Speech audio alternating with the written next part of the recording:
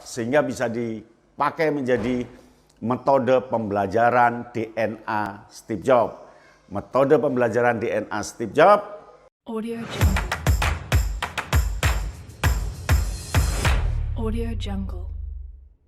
Assalamualaikum warahmatullahi wabarakatuh. Salam Kak Yano Bintang. Mengajar ala Steve Jobs. Jadi Steve Jobs punya konsep DNA Steve Jobs. Ada 5 langkah mengajar ala DNA Steve Jobs. Ala DNA Steve Jobs ini kalau dikaitkan dengan konsep pembelajaran di negara kita yang digariskan oleh kurikulum, itu termasuk high order thinking skill atau berkemampuan tinggi. Jadi logika berkemampuan tinggi atau literasi tingkat tinggi. Ada 5 langkah mengajar metode DNA Steve Jobs. Langkah pertama adalah asosiasi. Yang dimaksud dengan asosiasi, siswa ditunjukkan gambar, ditunjukkan situasi, ditunjukkan kejadian, ditunjukkan film, silakan dia mengasosiasikan bentuk-bentuk lain sesuai dengan imajinasinya, mengasosiasikan secara bebas, secara kreatif, sesuai dengan kemampuannya. Kemudian dari asosiasi itu dia memilih satu asosiasi yang menurut dia baru, kreatif, dan inovatif. Nah, setelah itu baru langkah kedua. Langkah kedua adalah bertanya. Siswa diizinkan, disilahkan untuk bertanya terhadap asosiasi yang telah dia tentukan. Contoh, apakah itu bisa dilakukan? Siapa sebenarnya yang bisa melakukan? Kira-kira kalau dilakukan di mana? Lalu bagaimana ya cara menerapkannya? Mengapa harus seperti itu? Jadi langkah kedua adalah bertanya. Itu seperti yang dilakukan oleh Steve Jobs ketika yang pertama dia mengasosiasikan komputer yang besar. Oleh Steve Jobs diasosiasikan dengan komputer yang kecil. Seperti buku tulis. Bisa nggak ya komputer seperti buku tulis? Oh, pasti bisa. Lalu Steve Jobs melakukan pertanyaan. Bagaimana kipasnya? Bagaimana ornamen-ornamen kecilnya?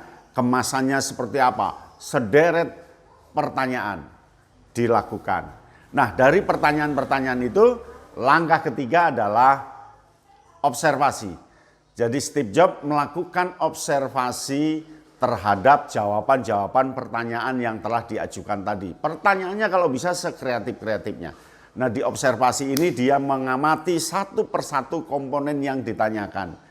Mengamati satu persatu aspek yang ditanyakan. Mengamati dengan detail, mengamati dengan jelas.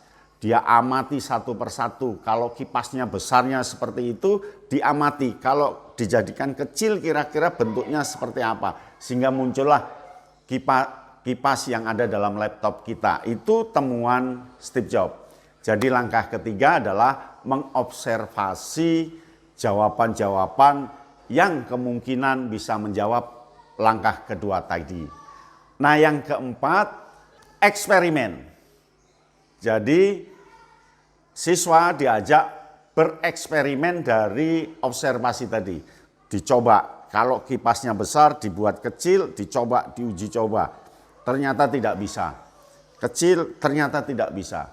Dicoba lagi, coba lagi. Tentu dengan kelompoknya. Jadi Steve Jobs ini melakukan kegiatan inovasi komputernya lewat kelompok. Jadi dia melakukan eksperimen demi eksperimen tiap komponen secara detail. Jadi kecil, diuji coba, diuji coba, diuji coba. Jadi yang pertama adalah asosiasi, yang kedua bertanya, yang ketiga observasi, yang keempat eksperimen. Lalu yang kelima membangun jaringan atau jejaring. Yang kelima jejaring.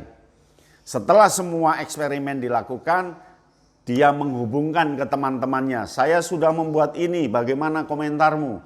Saya sudah membuat seperti ini, bagaimana komentar Anda? Saya sudah membuat seperti ini, bagaimana komentar Anda?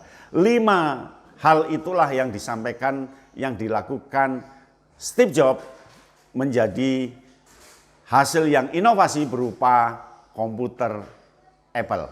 Nah, para pengikut, para penggemar Apple merumuskan metode DNA Steve Jobs sehingga bisa dipakai menjadi metode pembelajaran DNA Steve Jobs. Metode pembelajaran DNA Steve Jobs ada 5 langkah tadi. Masih ingat kan? Asosiasi, bertanya, observasi, eksperimen, kemudian yang kelima, jejaring. Demikian, sampai di sini semoga pembelajaran Anda sangat dan menarik, inovatif. Salam Kak Yatno Bintang. Audio Jungle. Audio Jungle.